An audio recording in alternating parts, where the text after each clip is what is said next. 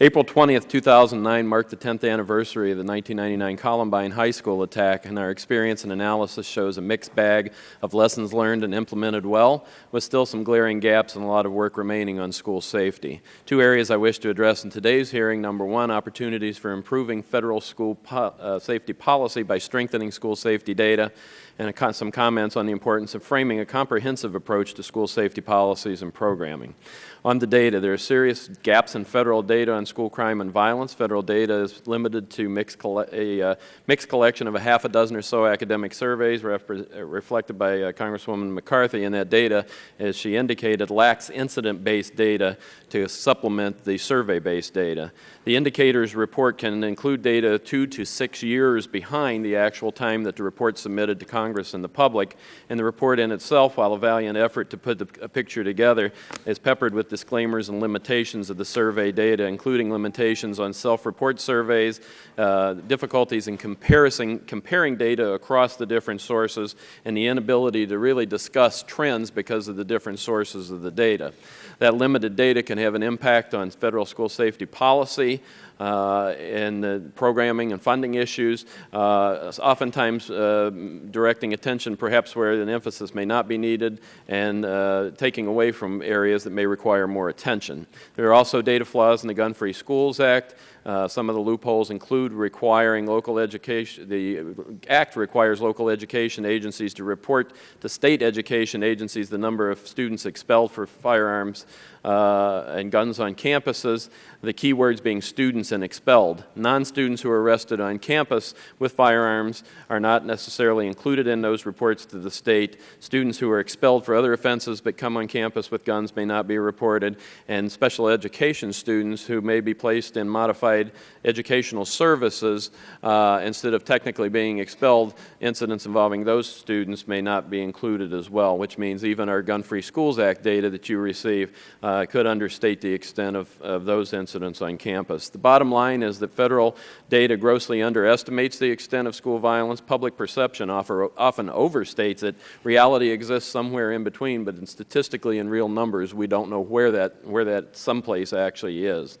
Developing accurate data has been important in academic achievement. We need to apply that same emphasis to school safety data. In last session, H.R. 354, introduced by Congresswoman McCarthy, the SAVE Act, called for meaningful and practical steps to improve accountability, accuracy, and transparency in reporting school crimes, and called for improvements in tightening those loopholes in the Gun-Free Schools Act, which we support and encourage everyone to revisit this session. The SAVE Act also included including available NIBRS data.